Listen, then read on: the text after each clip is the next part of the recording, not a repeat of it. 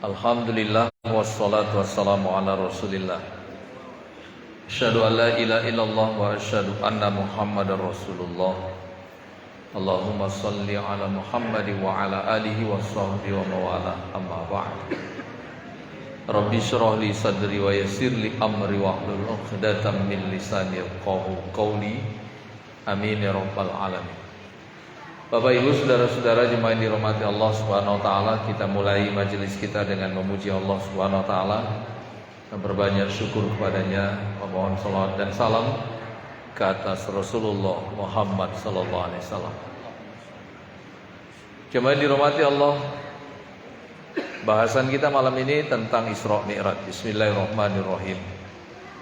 Subhanalladzi asra bi 'abdihi lailan minal masjidil haram ilal masjidil aqsa alladzi barakna haulahu linuriyahu min ayatina innahu huwas samiul basir. Surah Al-Isra, surah ke-17 ayat yang pertama. Coba dirahmati Allah,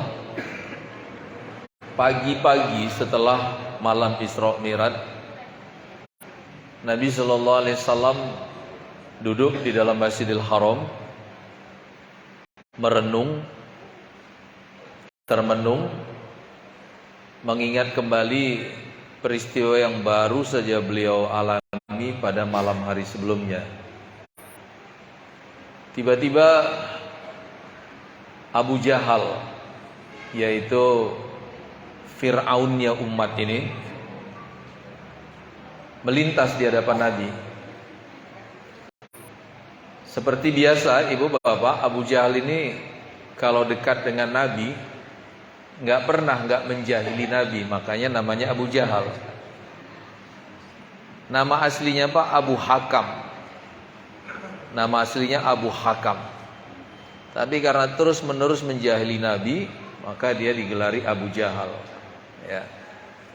Nengok Nabi termenung gitu, ibu, bapak, kira-kira kata Abu Jahal gini, ngapain termenung di situ? Gitu. Menghayal.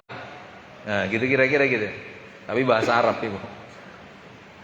Nabi kemudian menceritakan, aku sedang mengingat apa yang aku alami tadi malam, bahwa Jibril mengajakku berjalan dari Masjidil Haram ke Masjidil Aqsa di Palestina. Setelah itu aku naik melewati langit-langit dunia, menembus alam malakut sampai ke alam lahut. Aku terhenti di sebuah hamparan tak terbatas yang bernama Sidratul Muntaha. Detail Nabi cerita itu, Pak. Sampai akhirnya kembali ke Masjidil Haram sebelum pagi datang. Ibu bapak mendengar cerita ini, Abu Jahal tersenyum girang. Dia gembira, Pak. Kenapa? Dia merasa dia punya bahan untuk menjatuhkan kredibilitas Nabi di depan orang-orang Mekah. Dalam takaran pikiran beliau, orang Mekah nggak mungkin percaya dengan cerita ini. Ini hayalan. Ini cerita buatan. Bahkan hanya orang gila yang mau percaya dengan cerita seperti itu. Maka kata Abu Jahal, apakah engkau akan mengatakan yang barusan kau ceritakan di depan orang Mekah? Kata Rasulullah, ya, saya akan ceritakan. Ibu bapak, terjadi sesuatu yang tidak biasa. Abu Jahal, Pak, meraih tangan Nabi, menuntun Nabi. Kita itu ibu bapak kalau masuk Masjidil Haram melalui pintu Misfalah namanya. Di kanan itu ada Hotel Zamzam Tower. Nah, ke kanannya lagi, Pak, ada istana Raja Arab tuh di atas bukit itu. Bukitnya itu namanya Jabal Qubis. Ya. Nah, Abu Jahal tuh nuntun tangan Nabi tuh menuju ke Jabal Qubis itu. Karena ini pemandangan yang nggak biasa, orang-orang heran, apa ini, gitu kan? Maka orang banyak mengikuti mereka dari belakang. Sampai di atas Jabal Qubis itu, kata Abu Jahal, sekarang ceritakan apa yang baru kau kisahkan tadi sama orang Mekah. Maka Nabi mulai menceritakan Pak, dari detail awal sampai akhirnya. Dan betul Pak, raut muka orang-orang yang mendengar waktu itu tiba-tiba berubah. Jangankan yang masih musyrik, yang sudah beriman saja jadi goncang. Kok jadi kayak gini Nabi ini? Kok ngomongnya jadi nggak betul kayak gini? Kok ceritanya jadi aneh begini gitu?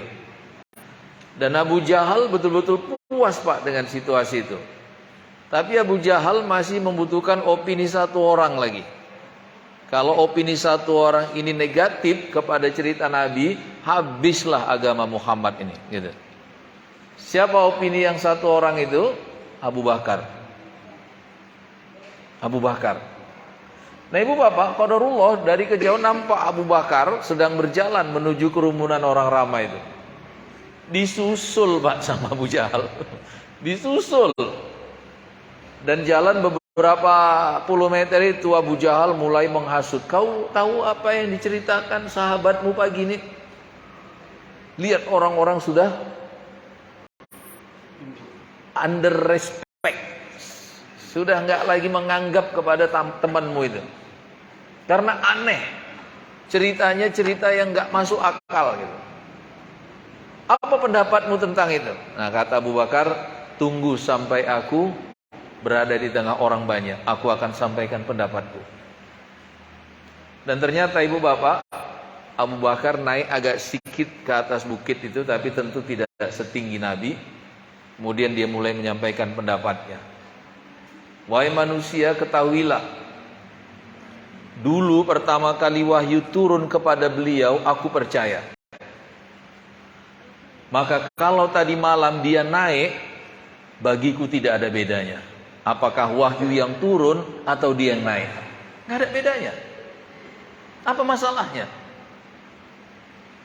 Kalian semua tahu beliau tidak pernah berdusta untuk urusan dirinya, apalagi untuk agamanya. Kalian semua tahu. Demi Allah, kata Abu Bakar, sekiranya aku melihat tembok berwarna putih, kemudian beliau mengatakan itu hitam, aku memilih mendustai mataku. Aku memilih membenarkan dia. Dan iman itu harus begitu Pak. Iman itu nggak pakai logika-logikaan, nggak pakai mikir. Iman itu sudah tetap, nggak goyang lagi, gitu. Misalnya cuma dihormati Allah, kata Nabi, khitan itu Pak, bagi laki-laki wajib, bagi perempuan sunnah. Khitan laki-laki itu dengan membuang kulit berlebih. Khitan perempuan dengan membuang daging berlebih, namanya kortum. Khitan laki-laki Pak wajib, karena kalau nggak dibuang kulit berlebih itu nggak mungkin tuntas toharoh. Adapun daging pada perempuan, khitan itu hanya sunnah, karena daging itu tidak menghalangi toharoh. Tapi lebih bagus dipotong. Tujuannya untuk apa? Mengendalikan syahwat. Tapi baru-baru ini Pak, ada laporan dari dunia medis yang mengatakan bahwa perempuan itu tidak berkhitan lebih baik daripada berkhitan. Itu berdasarkan penelitian para dokter. Bagi kita orang yang beriman, bullshit itu, dokter-dokter itu. Kami lebih memilih percaya kepada Rasulullah. Gitu. Karena penelitian itu nanti lain dokternya, lain pendapatnya. Iman itu begitu. Nah Abu Bakar, Bapak Ibu, memilih sikap yang seperti itu. Seandainya aku lihat ada tembok berwarna putih, tapi beliau mengatakan itu hitam, aku menyalahkan mataku. Ya. Aku menyalahkan mataku, karena kemungkinan mataku berdusta itu masih ada, tapi kemungkinan beliau berdusta nggak mungkin ada. Itulah iman itu, gitu kan? Cuman dirahmati Allah, Abu Bakar Pak betul-betul tuntas menyelamatkan situasi pada hari itu. Kata Abu Bakar, wahai Rasulullah, boleh aku meminta satu hal kepadamu? Silahkan, kata Nabi. Sebelum itu, Aku minta kepada siapapun kalian orang Quraisy yang pernah ke Palestina, yang pernah keluar masuk Al-Aqsa, maju ke depan. Maju Pak beberapa orang pemuka Quraisy. Kemudian kata Abu Bakar, wahai Rasulullah, ceritakanlah keadaan Aqsa kepada kami. Ibu, bapak, bagi Nabi, gambar Aqsa itu Pak macam visual aja gitu. Beliau menyebutkan dengan detail, tiang utamanya sekian, tiang sekundernya sekian, pintunya sekian, jendelanya sekian, di arah timur ada ini, di arah utara ada, semua detail beliau ceritakan. Kata orang-orang Quraisy, dia benar. Terus kata Nabi, kalau kalian mau masih ada bukti yang lain. Bukti apa? Kata Rasulullah, di perjalanan pulang dari atas, aku melihat ada kafilah kalian, yaitu kafilah Quraisy. Nabi sebutkan jumlah orangnya, jumlah tunggangannya, harta yang mereka bawa, disebutkan Nabi. Dan kafilah itu kehilangan seekor onta putih yang diselendangkan kain merah di lehernya. Kemudian aku memberitahu kepada mereka, onta kalian di lembah Sipolan, onta kalian di lembah Sipolan, onta kalian di lembah Sipolan.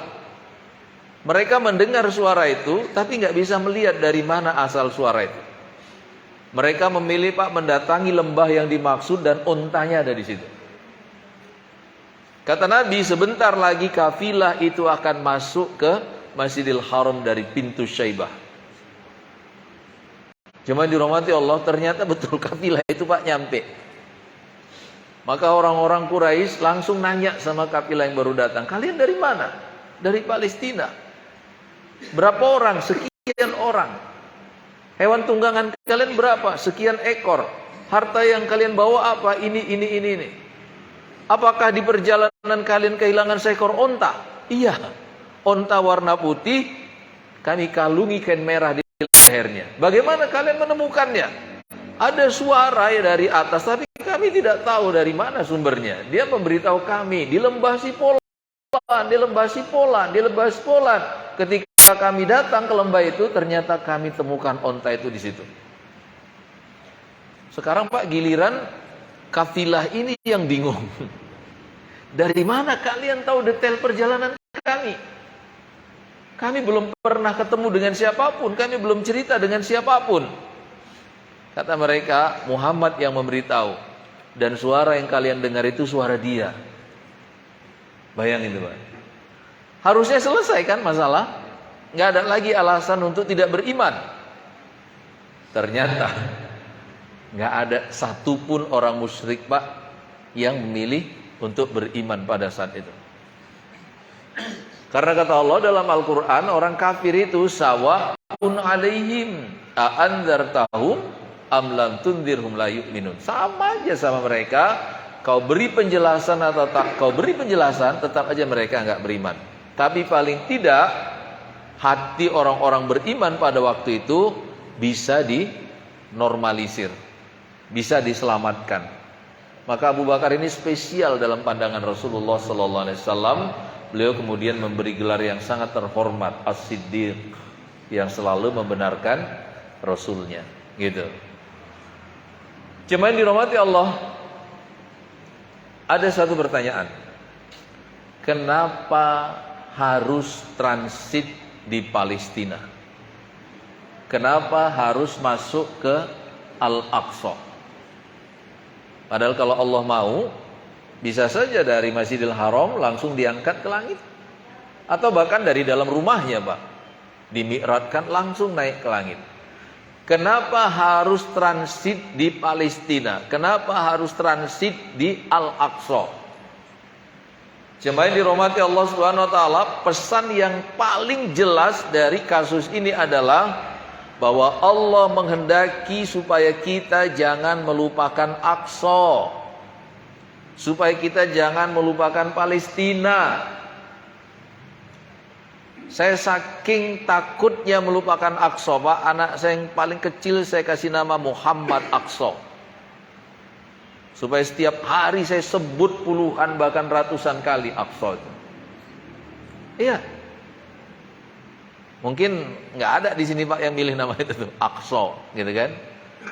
Tapi saya takut nggak lagi menyebut nama Al-Aqsa, saya lekatkan nama itu sama anak saya. Iya. Jemaah yang dirahmati Allah, Palestina adalah tanah yang dihormati, negeri yang suci. Tapi ironisnya, tanah yang dihormati itu, negeri yang suci itu hampir tidak pernah tenang. Benar nggak? Kenapa hampir tidak pernah tenang, Bapak Ibu? Ada 3 agama langit yang bercokol di sana. Karena masing-masing punya ikatan dengan negeri itu. Yahudi punya tembok ratapan di situ. Nasrani punya Bethlehem di situ. Dan Muslim punya Masjidil Aqsa di situ. Anehnya Ibu Bapak, 3 abang beradik ini nggak pernah bisa akur. Yang satu selalu berusaha menghancurkan yang lain. Dan yang menjadi fakta lagi, abangnya yang 2 itu Pak, selalu bersatu untuk menghancurkan adik yang paling kecil. Ya kan? Padahal harusnya kan saudara ini. Jemaah dirahmati Allah, ada kalanya Yahudi dominan di situ, ada kalanya Nasrani dominan di situ, ada kalanya Muslim dominan di situ. Tapi keadaan yang paling tenang, paling baik, paling damai di tanah itu ketika Muslim dominan di situ. Dan keadaan yang paling buruk di negeri itu ketika Yahudi berkuasa di situ. Dan sekaranglah saatnya. Betul tidak? Iya. Jemaah dirahmati Allah, saat panglima dari pasukan Muslim, yaitu Sa'ad bin Abi Waqqas, menaklukkan Palestina. Pada waktu itu Bapak Ibu, Palestina berada dalam cengkraman Romawi. Palestina waktu itu adalah negerinya orang Nasrani. Uskup di negeri itu Pak, waktu itu namanya Sopranus. Tapi anehnya, jemaah yang dirahmati Allah, orang-orang di Palestina Pak nggak keberatan Muslim mengambil alih kota itu. Karena mereka merasa berada di bawah kekuasaan Romawi yang Kristen, mereka justru tidak terhormat. Jadi waktu Muslim menaklukkan kota itu Pak, mereka nggak keberatan.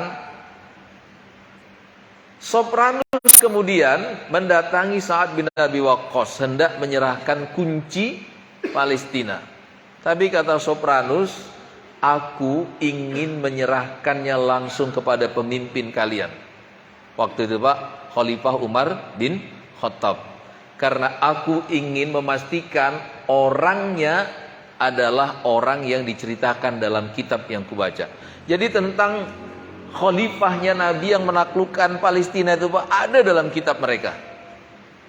Aku memastikan orangnya memang tepat. Maka Ibu Bapak dikirim kurir ke Madinah, meminta khalifah datang ke Palestina, membuka sendiri kota Palestina itu. Cuma yang dirahmati Allah, kita tahu Pak, Khalifah Umar bukan orang yang hidup dalam kemewahan. Waktu itu Pak cuma ada 1 onta. Sementara yang harus berangkat 2, beliau dengan ajudannya Aslam. Ya. Cuma yang dirahmati Allah, berdua menunggangi onta dalam perjalanan yang begitu berat Pak, nggak mungkin bisa terbunuh onta itu. Maka harus ada 1 yang naik dan 1 yang nuntun. Kalau yang berangkat khalifah dengan ajudannya, kira-kira yang patut naik siapanya? Khalifahnya. Yang nuntun ajudannya. Tapi kata Khalifah Umar, kita gantian. Sekian kilometer saya naik, kamu menuntun. Sekian kilometer kamu naik, saya menuntun. Kata Aslam, nggak bisa khalifah, Anda khalifahnya. Anda yang naik dan saya tetap menuntun. Kata Umar, ini perintah, tidak boleh dibantah. Dan dihitung jaraknya Pak, sekian mil Umar naik, Aslam menuntun. Sekian mil Aslam naik, Umar menuntun. Qadarullah memasuki gerbang kota Palestina, pas Pak giliran Aslam yang naik, Umar yang nuntun. Orang udah ramai Pak mengeluh-elukan khalifah. Mereka mengira khalifahnya yang di atas onta. Subhanallah. Mereka mengira khalifah di atas onta, Pak. Tapi akhirnya mereka dikasih tahu khalifah yang nuntun. Masya Allah. Ada orang-orang, Pak, yang komplain kepada khalifah. Khalifah, orang-orang menyambut Anda, tapi Anda merendahkan diri seperti ini. Apa, Pak, jawaban Khalifah Umar? Kata beliau, Allah telah memuliakan aku dengan Islam, maka aku tidak membutuhkan yang lain selain itu. Kalau khalifahnya kayak gini, Pak, 3 periode boleh nggak? Boleh nggak? Boleh. Sampai hari kiamat pun nggak apa-apa dia khalifahnya. Itu Umar. Iya. Dan Sopranus, Pak, tenang, Pak, menyerahkan kunci Palestina itu kepada khalifah. Inilah orangnya.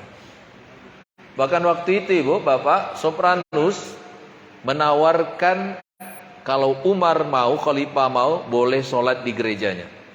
Tapi khalifah menolak. Khalifah menolak. Beliau malah, Pak, memilih satu tempat, beliau sholat di situ. Di tempat itu sekarang, Pak, dibangun masjid namanya Masjid Umar bin Khattab. Berdekatan dengan Masjidil Aqsa. Ya. Kenapa khalifah menolak, Pak, sholat dalam gereja? Kata beliau, kalau aku sholat di dalam gereja, nanti semua gereja akan dijadikan masjid. Iya. Beliau begitu berhati-hati, Pak. Sekarang banyak fenomena di barat, Pak, gereja dijual, dijadikan masjid. Yang seperti itu tak mengapa, karena ada transaksi. Tapi kalau orang-orang tahu khalifah sholat di dalam gereja, mereka akan memaksa supaya semua gereja dijadikan masjid.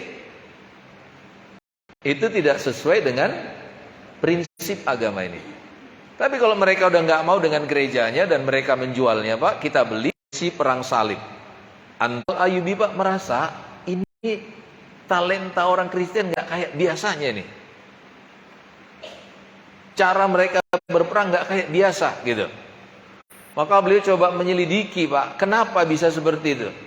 Ternyata dikasih kabar sama beliau, Panglima Kristen Richard Lionheart sedang kena cacar ganas. Maka spirit tentaranya, Pak, nggak seperti biasa.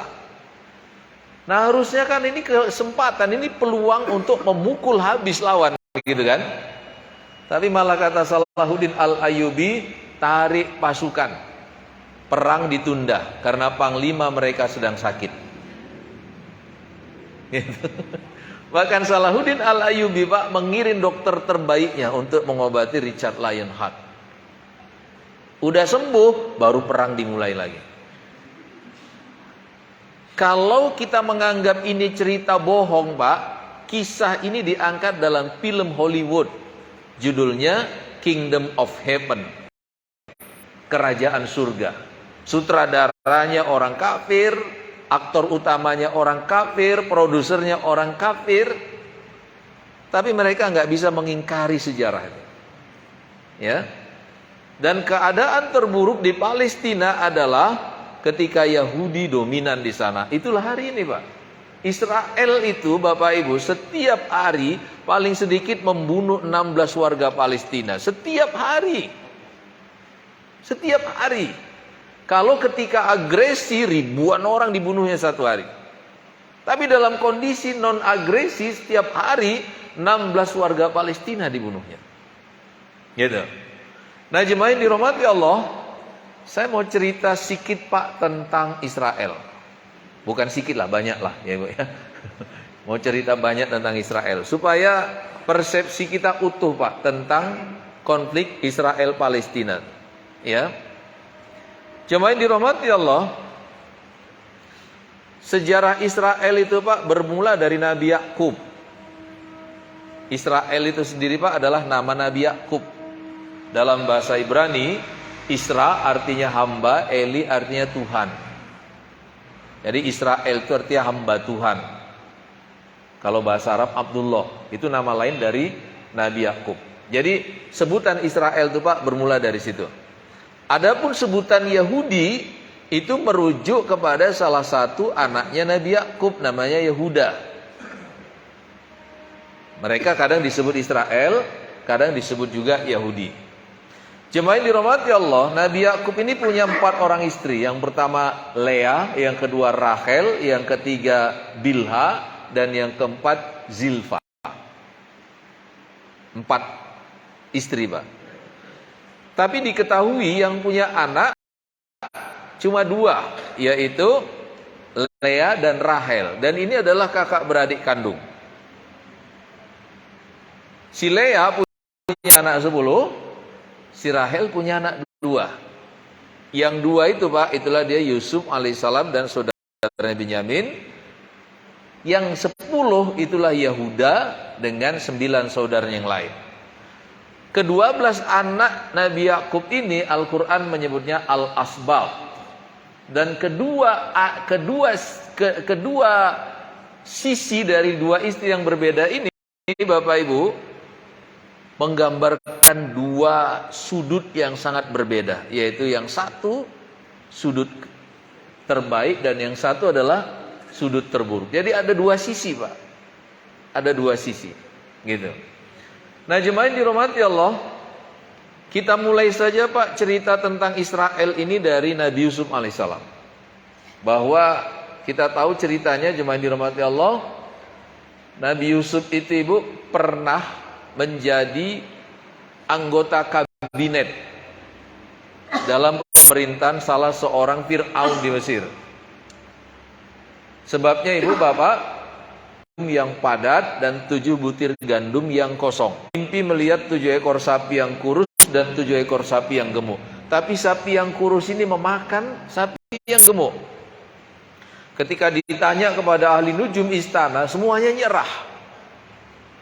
Soalnya, Pak, ini mimpi raja, meleset ajab, ya kan? Harus akurat. Iya. Dukun-dukun itu kan petentengannya, Pak, kalau kita yang datang itu. Coba kalau raja yang datang, ngeper semua orang, ya kan? Nggak berani, Pak, sembarangan mentakwilkan mimpi.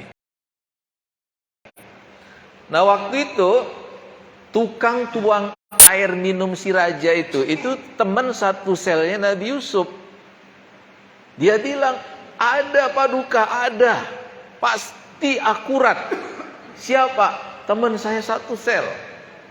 Maka dia kemudian minta izin sama Paduka, Pak, untuk menjumpai Nabi Yusuf. Diceritakan mimpi si raja itu, kata Nabi Yusuf, bilangkan kepada raja, akan datang 7 tahun yang sangat subur, makanan berlimpah, tapi disusul 7 tahun yang sangat kering, makanan lenyap. Jangan boros. Bilang sama raja, bangun gudang-gudang logistik di banyak tempat, simpan makanan di sana. Ternyata takwil itu, Pak, akurat. Maka Nabi Yusuf dibebaskan, bahkan kemudian dimasukkan dalam kabinet, ya kan? Diangkat menjadi menteri yang sangat strategis, Pak. Urusannya itu adalah kesejahteraan masyarakat. Jemaah dirahmati Allah, negeri-negeri di sekitar Mesir, Pak, kolaps karena musim 7 tahun yang sangat berat itu. Dan semua orang tahu Mesir punya banyak makanan, punya banyak logistik. Maka negeri-negeri di sekitar Mesir, termasuk, Pak, orang Palestina, Israel itu, mereka pada hijrah ke Mesir.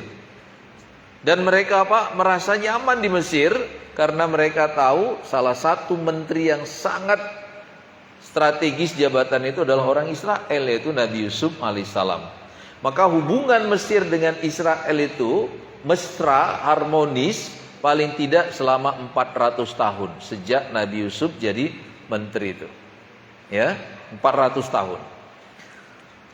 Problem muncul ketika Ramses kedua bertahta. Itulah Fir'aun yang sejaman dengan Nabi Musa alaihissalam. Di situ muncul problem. Kenapa, Pak? Si Ramses kedua ini paranoid, takut betul kehilangan kekuasaan. Maka semua hal jadi masalah sama dia. Semua hal jadi masalah sama dia. Ya kan? Mimpi, Ibu, istananya terbakar. Nanya sama dukun. Nah, itu sesat jadinya, Pak. Ya kan? Kalau nanya sama Nabi Yusuf aman, nanyanya sama dukun. Akan lahir seorang bayi Israel yang akan menghancurkan kekuasaan. Kaget, Pak, Ramses. panik. Terus dia nanya sama dukunnya, bayi yang lahir dari rahim siapa? Siapa ayahnya? Tinggal di mana? Nah, kode etik dukun itu, Pak, nggak bisa nyebut nama. Dukun kalau ditanya, mana pernah sebut nama, Pak? Ini dekatnya sama kau ini, kata gitu. Siapa orangnya, Pak? Nggak bisa disebut namanya, kata gitu kan. Kita lah yang menerawang, Pak. Oh, mungkin saingan jualan lontong yang di depan rumah kita itu. Oh, mungkin orang belakang. Itu kan jalannya agak terdesak oleh tanah kita. Oh, mungkin orang di samping kita. Kemarin aku bakar sampah, asapnya ke situ. Habis, Pak, semuanya. Ya, itulah dukun.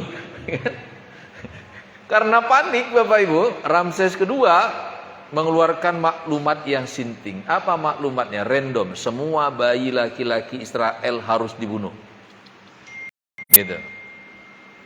Setiap hari, Pak, dirajia itu perempuan-perempuan yang melahirkan itu. Kedapatan anak laki dibunuh, kedapatan anak laki-laki dibunuh. Ketika Ramses kedua mati,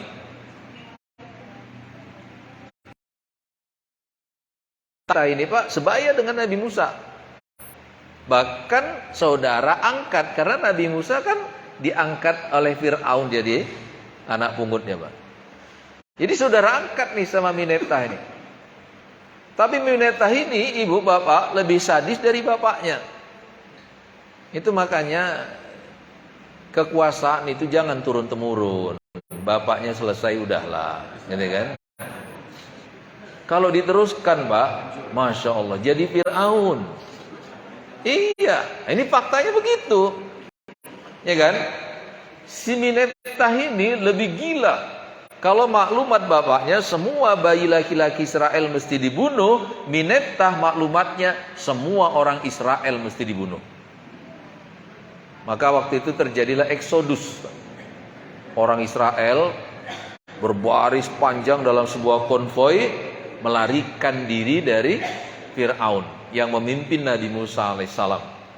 Ketika kepentok, Pak, dengan Laut Merah, Nabi Musa pukulkan tongkat, laut terbelah, Nabi Musa dan orang Israel menyeberang dengan selamat. Minetah ini nyusul, Ibu.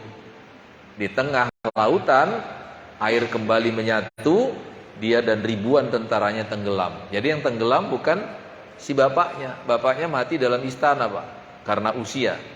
Yang tenggelam itu anaknya, namanya Minetah. Kemana perginya Nabi Musa dan orang-orang Israel? Ke Kan'an, Palestina. Negeri mereka yang asli, karena orang Israel, Pak, tadinya dari situ. Gitu.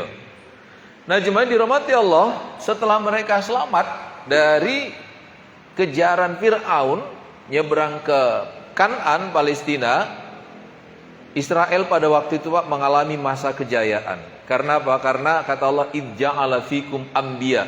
Banyak nabi-nabi yang muncul dari kalangan mereka. Ada Nabi Daud, Nabi Sulaiman, Nabi Samuel, Nabi Daniel, ada Tolut. Banyak nabi dari kalangan mereka. Mereka mengalami kejayaan luar biasa. Dan puncaknya ketika Nabi Sulaiman alaihissalam bertahta. Waktu Nabi Sulaiman bertahta, Bapak Ibu, wilayah kekuasaan Nabi Sulaiman itu meliputi seluruh permukaan bumi. Seluruhnya. Ya. Tapi ada yang unik di sini, Bapak Ibu. Kekuasaan Nabi Sulaiman itu meliputi seluruh permukaan bumi. Tapi kenapa beliau tidak Yahudikan bumi ini? Ya kan? Kenapa enggak beliau Yahudikan bumi ini? Padahal dia seorang rasul dari bangsa Israel. Kalau dunia ini udah dia taklukkan, kenapa enggak dia Yahudikan dunia ini? Ini catatan pentingnya. Semua nabi Israel itu risalahnya hanya untuk bangsa Israel.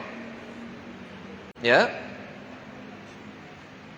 Semua nabi Israel itu, Pak, Daudkah, Tolutkah, Danielkah, Nabi Sulaimankah, bahkan Nabi Isa sekalipun, itu adalah nabinya orang Israel. Risalahnya hanya untuk bangsa Israel.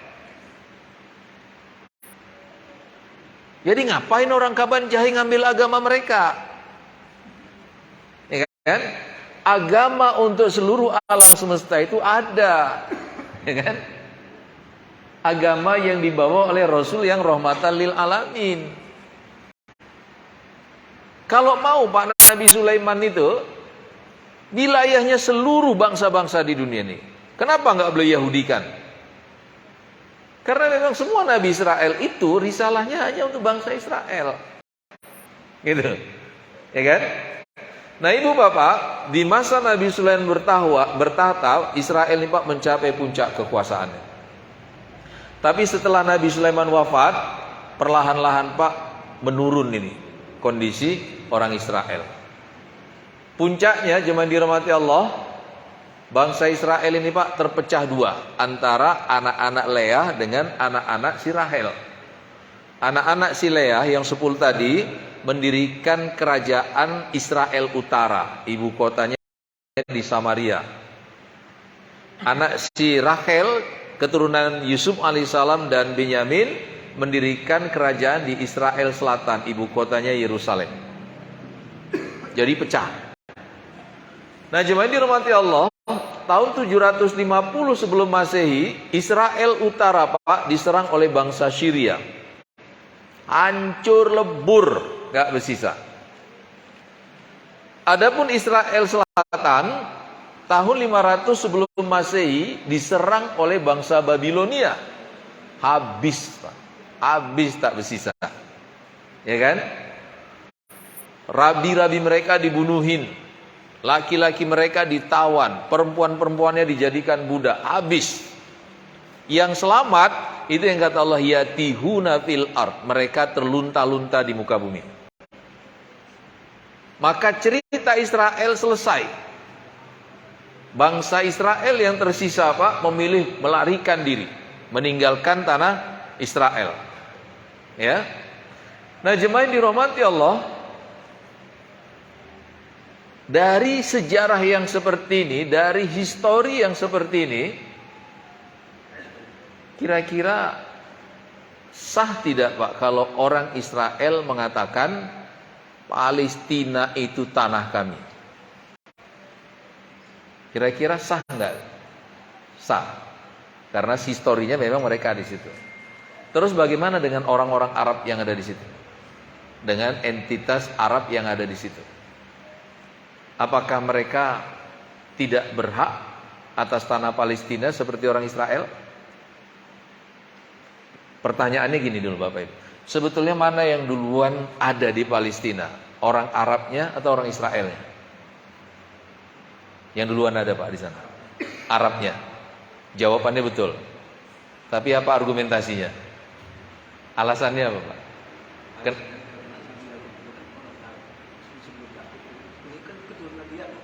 Iya. Iya, hampir mendekati. Tapi alhamdulillah, saya akan jelaskan ini. Menghitung Arab itu Pak, jangan dari Nabi Ismail. Ngitung Israel Pak, dari Ishak. Tapi ngitung orang Arab jangan dari Ismail. Ya kan? Sebab kalau kita ngitung Arab dari Ismail, betul Pak, Nabi Ismail itu lahir di situ. Di tanah Palestina.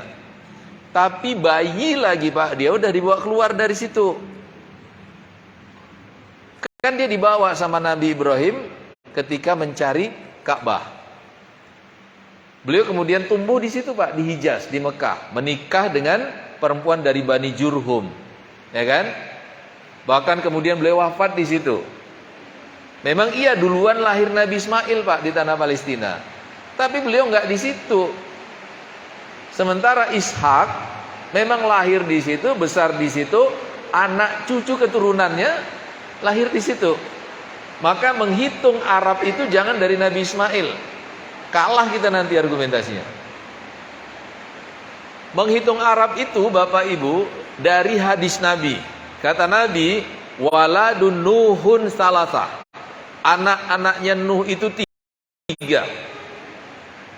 Yang pertama Syam, Abul Arab. Syam leluhurnya orang Arab. Yang kedua Ham, Abu Sudaim. Ham leluhurnya orang-orang berkulit hitam. Dan yang ketiga, Yafis Abu Turki. Si Yafis leluhurnya bangsa Turki. 3 ini. Jadi Ibu, sebelum banjir Pak, ada satu anak Nabi Nuh, namanya Kan'an. Tapi degil kali Pak, degil kali. Iya, ikut geng motor, jual narkoba gitu kan. Degil kali, degil. Maka waktu banjir, tenggelam dia, Kan'an. Diajak naik, malah mengejek ayahnya. Kalaupun betul banjir, masih banyak bukit-bukit yang tinggi, aku bisa manjat ke sana. Mati Pak, mati. Pasca banjir Ibu, peradaban manusia itu diulang dari nol lagi. Karena orang yang sempat menghuni berbagai belahan bumi ini mati semua dalam banjir itu. Yang selamat tinggal belasan orang yang ada di perahu Nabi Nuh. Nah, Nabi Nuh sendiri punya 3 anak sesudah itu, yaitu Syam, Ham, dan Yafis. Syam leluhurnya orang Arab, cantik-cantik. Ham leluhurnya orang berkulit hitam Pak, jelek-jelek. Ya.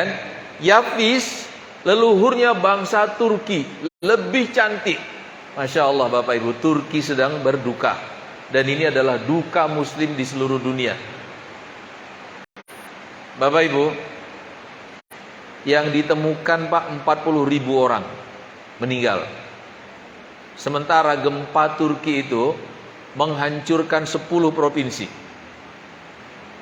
Bayangkan Pak, gempa di Cianjur kemarin setengah kabupaten. Ini 10 provinsi. Gempanya Pak bisa disebut sebagai mega bencana. Karena episentrumnya, titik pusat gempa itu di darat, kedalamannya cuma 17 km. Jadi kulit bumi itu macam diremas, habis. Kehancuran itu radiusnya mencapai 500 km persegi. Kata Erdogan, itu adalah hunian bagi 15 juta warga Turki. 40.000 yang sudah ditemukan, evakuasinya belum 0,5%-nya. Berdoalah untuk Turki demi Allah. Ya. Iya. Dan yang terkubur itu Pak, semuanya cantik-cantik itu. Iya. Turki cantik itu. Ada teman saya ke Turki, dia cerita, kita itu kalau di Turki berdiri menghadap ke depan, terus ada perempuan 20 orang berdiri di belakang kita. Kita nggak usah nengok ke belakang, ambil aja kerikil satu, lempar ke belakang, kena yang mana aja pasti cantik itu, kata gitu. Nggak usah pakai nengok, ya. Jangan coba-coba buat gitu di Labuan Pak. Menyesal dia kan.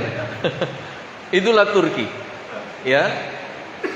Dan Turki ini insya Allah kuat. Insya Allah kuat. Karena apa Ibu Bapak? Bangsa Turki ini spesial. Jemaah yang dirahmati Allah, dalam tafsir kita bisa baca Ibu Bapak, bahwa bangsa penakluk yang menghancurkan negeri-negeri, merusak bangsa-bangsa, menguasai negara-negara di dunia, yaitu Ya'juj dan Ma'juj, yang ditaklukkan oleh Nabi Zulkarnain, itu etnisnya sama dengan Turki. Etnisnya sama dengan Turki Pak. Hanya saja etnis ini Pak, Ya'juj dan Ma'juj ini, ada tersisa sekelompok kecil yang nggak mau terlibat dengan keganasan mereka. Maka kelompok kecil ini kemudian ditinggalkan. Dalam bahasa Arab Pak, ditinggalkan itu disebut at-Turk, yang ditinggal. Gitu. Jadi secara etnik Turki ini bangsa yang kuat. Bahkan cuma dirahmati Allah, khilafah Islam Pak pernah dipegang oleh Turki, yaitu Turki Ottoman, selama kurang lebih 400 tahun, menguasai negeri-negeri muslim di dunia. Mudah-mudahan Allah beri kekuatan kepada bangsa Turki untuk bangkit dari bencana yang maha dahsyat ini. Yang belum sholat gaib Pak, demi Allah. Doakan. Ya. Iya. Nah ibu bapak, ngitung Arab itu bukan dari Ismail, tapi ngitung Arab itu dari Syam.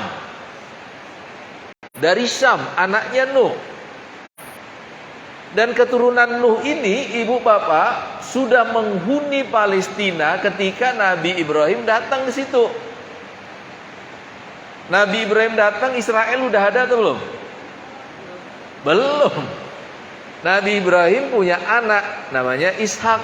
Ishak punya anak namanya Yakub. Yakub punya anak, itulah Bani Israel. Itulah Bani Israel. Waktu Nabi Ibrahim masuk ke Palestina, Bapak Ibu, Nabi Ibrahim itu lahir di Babilonia, Irak. Kemudian beliau hijrah ke Mesir. Tapi di Mesir nggak ideal untuk berdakwah, beliau hijrah lagi ke Palestina, ke Kanaan.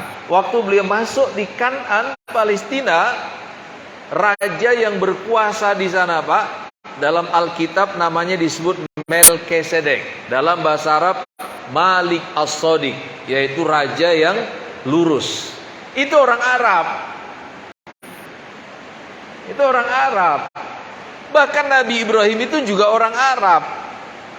Jadi kalau orang Israel mengklaim kami lebih duluan berada di tanah Palestina daripada orang Arab, ucapan mereka Pak nggak logis. Nah, ini supaya punya argumentasi. Jangan ngitung Arabnya dari Ismail Pak. Ya, jangan ngitung Arabnya dari Ismail. Nah jemaah dirahmati Allah, pasca hilangnya dua kerajaan Israel ini, bangsa Israel ini Pak terlunta-lunta di muka bumi. Tapi hebatnya Israel ini, mereka terlunta-lunta di negeri orang, tapi mereka dominan Pak di negeri orang.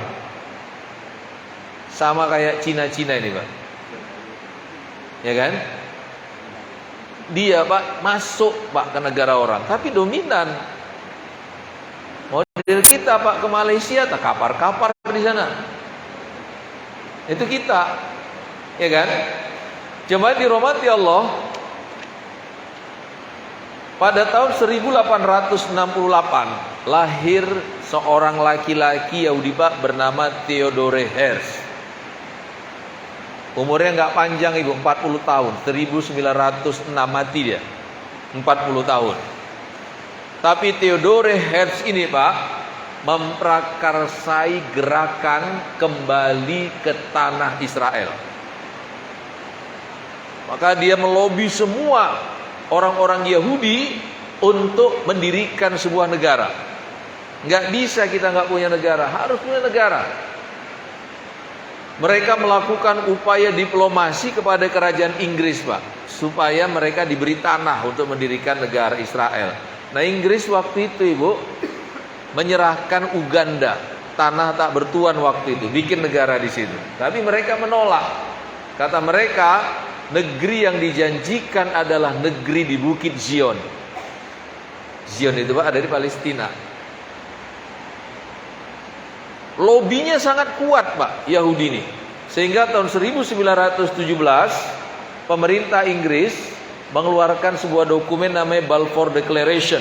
Isinya mengizinkan Yahudi dari seluruh dunia masuk ke Palestina. Setiap hari Pak ribuan orang masuk. 30 tahun dari itu, tahun 1947 Israel telah memproklamirkan berdirinya negara Israel di atas tanah Palestina. Yang di luar Pak, mereka mengumpulkan modal. Untuk apa? Mendirikan lembaga internasional yang bernama United Nations atau Perserikatan Bangsa-Bangsa. Tujuannya apa? Melegitimasi berdirinya Israel di tanah Palestina. Tahun 1948 PBB berdiri, resolusi pertamanya adalah pengakuan berdirinya negara Israel di atas tanah Palestina. Jadi kalau mau menyelesaikan masalah Muslim Pak ke PBB, sinting gitu. PBB itu yang didirikan Yahudi untuk menghantam Islam, gitu kan? Iya. Puncaknya cuma dirahmati Allah 1967 Pak, terjadi perang 6 hari antara Israel dan Arab.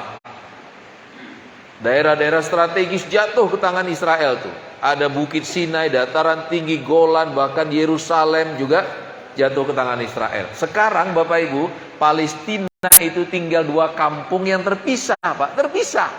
2 kampung bulat gitu. Yang satu tepi barat, yang satu jalur Gaza. Ini pun dipecah ini oleh Israel, dilaga. Tepi barat ada Fatah di situ, Gaza ada Hamas di situ. Diadu perang ini antara 2 kampung ini. Habis tak tersisa. Terus cerita Isra Mi'raj itu apa? Hah? Apa cerita Isra Mi'raj itu? Apa kurang jelas Pak pesan tentang Palestina di sini? Apa kurang jelas pesan tentang Al-Aqsa di sini? Betul nggak? Berapa puluh kali Bapak dengar Isra Mi'raj? Jangan-jangan yang kayak gini nggak pernah disampaikan, ya kan? Iya, iya. Padahal kalau Allah mau Pak, bisa dari Masjidil Haram langsung naik ke langit, bisa. Tapi Allah mau kita tidak melupakan Palestina, kita tidak melupakan Al-Aqsa.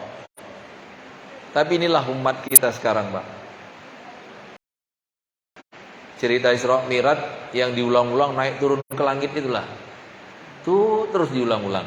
Pak, riwayatnya sahih, naik turun langit itu riwayatnya sahih. Saya pun senang membaca hadis itu, panjang betul. Tapi maunya kita jujur, nggak cuma itu cerita Isra Mi'raj itu. Gitu kan? Nggak cuma itu cerita Isra Mi'raj itu. Iya Bu ya? Iya. Kita ini Pak umat yang satu. Kita ini satu badan, kita ini satu tubuh. Iya. Adik iparnya Tony Blair Pak, Perdana Menteri Inggris namanya Lauren Booth. Masuk Islam Pak tahun 2008 kalau saya nggak salah masuk Islam. Insya Allah. Dia itu ke Palestina Pak sebagai seorang kafir, aktivis kemanusiaan dan jurnalis. Ya, yang buat dia betul-betul terkesan Pak dengan orang Palestina itu. Dia mau pulang Pak, tapi suaminya, anaknya, iparnya, biasa kan Pak, orang dari luar negeri minta oleh-oleh, ada yang pesan ini, pesan ini, pesan ini, pesan ini. Karena nggak pandai bahasa Arab, dia nggak berani Pak masuk pasar itu. Jadi ada anak katanya baru 10 tahun, dia panggil, ngerti bahasa Inggris sedikit-sedikit. Carikan saya ini. Oh, dari sana, pajak sana. Dapat semua itu, sampai penuh pegangan tangan kiri kanan. Terus dia nanya sama anak ini, berapa saya harus bayar kamu? Perasaan dia nih Pak, orang barat, bule, kafir gitu kan, maulah ditipu nih sama anak ini. Perasaan dia begitu, ya kan? Perasaan dia begitu. Tapi anak ini Pak nengokin barang-barang itu. Kemudian dia bilang sama si Lauren Booth, Anda tidak perlu membayar apapun sama saya. Saya hanya cuma punya satu permintaan. Apa permintaannya? Ketika Anda meninggalkan Palestina, jangan lupakan kami. Gitu. Jangan lupakan Palestina. Iya Pak. Kehidupan mengerikan itu di sana. Ya, kalau Turki sekarang Pak hancur lebur, kita menganggap itu ujian. Mudah-mudahan yang gugur syahid, yang terluka gugur dosanya, yang kehilangan keluarga dapat pahala sabar. Mudah kita mengembalikan itu kepada Allah Pak. Tapi kalau Palestina, mereka mengalami penderitaan hidup karena ulah bangsa kera dan babi. Ya kan? Tapi mana solidaritas kita? Nah itu, ya kan? Nah jemaah dirahmati Allah, saya cuma bisa ngasih nama anak saya Aqsa itu. Tiap hari saya sebut Aqsa, Aqsa, Aqsa gitu. Rasanya Pak bersalah betul gitu. Tapi bahkan ada yang nggak peduli. Ada yang nggak peduli sama sekali, gitu kan? Nah ini tentang Isra Mi'raj. Satu lagi, ibu bapak, Isra Mi'raj itu tentunya tentang sholat. Apa sih sulitnya sholat itu, ibu? Saya buat analogi begini, Pak. Kalau dalam sebuah kecelakaan misalnya, muka kita hancur, mata kita pecah, kita buta total ini, nggak bisa lihat sama sekali, ya. Gitu dibuka perban Pak di rumah sakit udah gelap gulita, nggak nampak apapun. Tahu-tahu ibu bapak, ada seseorang yang bersedia mendonorkan sepasang matanya untuk kita. Dan kata dokter, kalau mata itu dipindahkan ke biji mata kita akan melihat dengan sempurna sama seperti sebelum kecelakaan itu terjadi. Tapi ibu, sebelum operasi itu dilakukan, si pemilik mata ini punya syarat. Syaratnya apa? Begitu Anda bisa melihat dengan sempurna, saya minta Anda sholat 50 waktu 1 hari 1 malam. Pilihannya Pak, kita tolak dengan konsekuensi kita buta, tak melihat selama-lamanya, atau kita terima, tapi kita harus sholat 50 waktu 1 hari 1 malam. Kira-kira mana yang Bapak pilih? Menolak atau menerima? Menolak atau menerima? Menerima. 50 waktu loh Pak. 50 waktu. Ya kan? Nah ibu, sekiranya kaki kita lumpuh Pak, nggak bisa bergerak, kita terletak di tempat tidur siang, malam, pagi, sore. Terus ada yang berani memastikan, saya akan obati kelumpuhan Anda, saya jamin Anda bisa jalan. Mama, bapak saya taruhannya, Anda akan jalan. Tapi saya punya syarat, begitu Anda bisa jalan dengan sempurna, Anda harus sholat 50 waktu. Kira-kira kita terima nggak syaratnya? Terima nggak? Terima. Karena pilihannya nggak ada lain Pak, lumpuh selama-lamanya, atau kita berjalan tapi kita harus sholat 50 waktu 1 hari 1 malam. Ibu, sekiranya kita kehilangan ginjal, tiap 3 hari sekali harus cuci darah, biayanya sekian juta, gitu kan? Terus ada yang mau menyerahkan sepasang ginjalnya, jaminannya hidup Anda akan kembali normal seperti semula. Tapi dia punya syarat Pak, Anda harus sholat 50 waktu. Kira-kira diterima nggak tuh syaratnya? Terima. Diterima Pak, pasti diterima.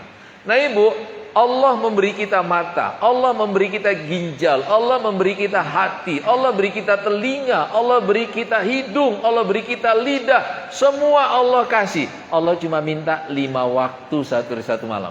Kira-kira itu sulit atau mudah? Sulit atau mudah? Mudah. Terus apa alasannya orang nggak mau? Apa alasannya orang nggak mau? Saya sering bilang Pak di mana-mana, yang nggak mau sholat, ambil buku, ambil pulpen, terus buat oret-oret, tuliskan alasan yang kira-kira bisa kau ajukan ketika nanti kau berhadapan dengan Allah di yaumil mahsyar. Tulis alasannya. Kira-kira ada nggak alasan yang bisa menyelamatkan kita nanti di yaumil mahsyar itu? Ketika Allah menghisap kita, kenapa kok nggak sholat? Kira-kira apa yang mau kita jawab? Tulis. Nah, kalau nggak ada jawabannya, jangan coba-coba, ya kan? Tapi kalau ada jawabannya nggak apa-apa. Cuman lah ya Allah, aku ini presiden, banyak kunjungan ke sana kemari. Alah, kau kata Allah gitu. Kau pikir Sulaiman itu bukan seorang raja, bukan seorang penguasa? Kau negara mana yang kau pimpin? Sulaiman itu seluruh dunia itu dia yang memimpin. Lebih sibuk mana kau sama dia? Gitu kan? Cemana lah ya Allah, aku ini susah kali hidupku, harta pun gak punya, hari-hari mikirkan beras, hari-hari mikirkan gas, hari-hari mikirkan kontrakan, gitu kan? Allah, kata Allah gitu, kau ini sok miskin, gitu. Miskin mana kau dengan hambaku Isa, putra Maryam. Nabi Isa itu Pak, hartanya cuma cangkir dengan sisir. Waktu dia tengok orang minum, menciduk air dengan telapak tangan, cangkirnya disedekahkannya. Waktu dia nengok orang merapikan rambut dengan jari-jari, sisirnya dia serahkan. Miskin-miskinnya ibu, gelas dirak penuh. Dalam lemari Pak, itu keluar nanti waktu wirid tuh. Keluar semua. Iya. Coba. Gimana Pak? Coba. Gimana? Aku sibuk dengan kecantikanku ya Allah. Kalau enggak secantik ini kau berikan wajahku, mungkin aku tidak sesibuk ini. Hah? Allah panggil Nabi Yusuf. Nabi Yusuf itu Pak, ketampanannya, orang nengok muka dia, tangan dipotong-potong enggak terasa. Itu gimana itu tampan itu? Ya. Kalau Nabi Yusuf itu masih hidup ibu, atau bahkan ada fotonya, ibu operasi sesar nggak perlu dibius. Iya, di ruang operasi itu Pak, pajang gambar Nabi Yusuf gede-gede di situ. Kata dokter, fokus ya Bu, lihat itu ya, jangan noleh. Gitu. Itu dicincang-cincang perut ibu nggak kerasa itu. Cemana tampannya orang kayak gitu Pak? Cantiknya kau, lapar orang nengok gambarmu. Ya kan? Lapar. Apa argumentasinya? Saya Pak ceramah di Karo. Judulnya Ibu Mi'raj Akbar. Yang datang ratusan orang Pak. Minoritas tapi solid Pak. Dari mana-mana datang. Ratusan orang. Giliran sholat berjamaah cuma 12 orang. Ya. Habis sholat saya tanya itu jemaah itu, kenapa Bapak nggak sholat? Saya bilang itu. Senyum dia Bapak. Ya, belum dapat hidayah Ustaz katanya. Bayangin Pak, belum dapat hidayah senyum.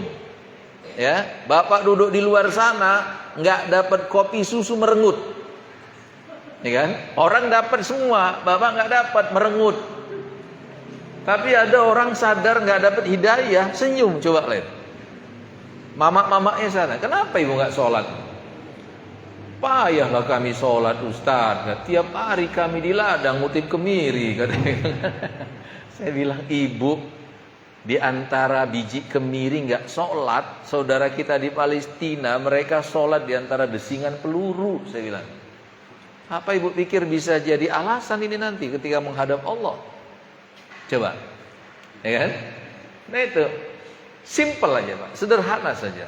Apa yang sulit? Kalau bukan karena tipu daya setan, nggak ada sulitnya sholat itu. Bahkan kalau kita udah suka Pak, kita kurang kerjaan, yang nggak wajib pun kita kerjakan, kan kurang kerjaan itu namanya. Nabi Ibu kalau masuk waktu sholat minta Bilal azan Pak. Nabi bukan bilang Bilal azan udah masuk sholat, bukan gitu. Tapi Nabi bilang sama Bilal, ya Bilal arihna bis sholah. Wahai Bilal, istirahatkanlah kami dengan sholat. Gitu. Jadi kebalik kalau kita sekarang Pak menganggap sholat mengganggu istirahat kita, ya kan? Nabi dan para sahabat istirahat yang paling nikmat itu adalah di dalam sholat, gitu. Ya. Mudah-mudahan ada manfaatnya buat kita semua. Semoga Allah memanjangkan umur kita, menyelesaikan Sya'ban, memasuki Ramadan, merayakan Syawal, dan mudah-mudahan nanti dipertemukan kembali pasca Ramadan. Mohon maaf atas hal-hal yang kurang berkenan. Semoga kita sudah saling melapangkan dada ketika memasuki bulan Ramadan. Amin ya rabbal alamin. Kita tutup dengan doa. Alhamdulillahirabbil alamin wassalatu wassalamu ala asyrafil anbiya'i wal mursalin wa ala alihi washabbihi ajmain. Allahumma ighfir lana wa liwalidina warhamhum kama rabbawna shighara. ولإخواننا وأولادنا لأزواجنا لأجدادنا ولجميع المسلمين والمسلمات والمؤمنين والمؤمنات برحمتك يا أرحم الراحمين. اللهم انصر إخواننا في التركي اللهم انصر إخواننا في التركي اللهم انصر إخواننا في التركي في فلسطين في ميانمار في الشام في كل مكان وكل زمان. اللهم اهدنا الصراط المستقيم صراط الذين أنعمت عليهم غير المغضوب عليهم ولا الضالين آمين. اللهم اجعلنا مقيمين الصلاة من ذريتنا ربنا وتقبل دعاء ربنا زدنا علما وارزقنا فهما. اللهم بارك لنا في شعبان وبلغنا رمضان. ربنا آتنا في الدنيا حسنة وفي الآخرة حسنة وقنا عذاب النار. وصلى الله على محمد وعلى آله وأصحابه الأخيار وسلم تسليما كثيرا والحمد لله رب العالمين. سبحانك اللهم وبحمدك أشهد أن لا إله إلا أنت أستغفرك وأتوب إليك. Wassalamualaikum warahmatullahi wabarakatuh.